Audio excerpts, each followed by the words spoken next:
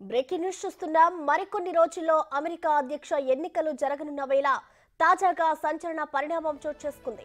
అధ్యక్ష బరి నుంచి తాను వైదొలుగుతున్నట్లు ప్రస్తుత అధ్యక్షుడు బైడెన్ చేసిన ప్రకటన సంచలనంగా మారింది. ఇటీవల కోవిడ్ మహమ్మారి బారిన పడిన బైడెన్ ఈ నిర్ణయం తీసుకోవడం గమనార్హం. అయితే గత కొంతకాలంగా బైడెన్ ప్రవర్తన తీరు ప్రత్యర్థిని ఎదుర్కోవడంలో తడబాటుకు గురికావడంతో డెమోక్రాట్లలో తీవ్ర ఆందోళన నెలకొంది. ఈ నేపథ్యంలోనే అధ్యక్ష బరి నుంచి తప్పుకోవాలని డెమోక్రటిక్ పార్టీ నేతలు బైడెన్ పై తీవ్ర ఒత్తిడి తీసుకొచ్చారు. అయినప్పటికీ తానే రేస్లో ఉంటారని ప్రకటించిన బైడెన్ తాజాగా తన నిర్ణయాన్ని మార్చుకున్నారు. ఒకవేళ బైడెన్ మెంటలీ అన్ఫిట్ అయితే ప్రెసిడెంట్ పదవికి కూడా రాజీనామా చేయాల్సి ఉంటుందని తెలుస్తోంది.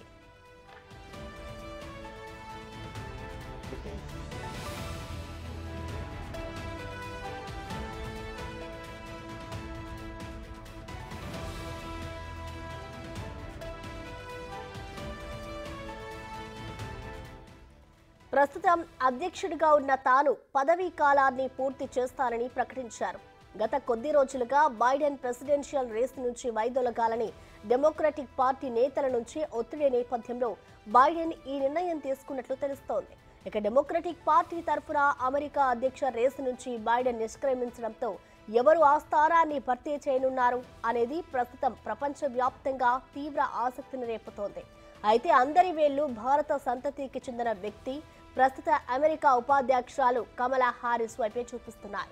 రిపబ్లికన్ పార్టీ అభ్యర్థి డొనాల్డ్ ట్రంప్ ను ఎదుర్కొనేందుకు కమలా హారిస్ సరైన వ్యక్తి అని మెజారిటీ డెమోక్రాట్లు భావిస్తున్నట్లు తెలుస్తోంది. ఒకవేళ కమలా హారిస్ అమెరికా అధ్యక్షురాలుగా ఎన్నికైతే ఆ స్థానాన్ని అధిష్ఠించిన తొలి నల్ల జాతీయురాలుగా చరిత్రలోకి ఎక్కనున్నారు. ఇటీవలే అమెరికా అధ్యక్ష పదవిని చేపట్టే సామర్థ్యం కమలా హారిస్కే ఉందని బైడెన్ వ్యాఖ్యానించడం గమనార్హం.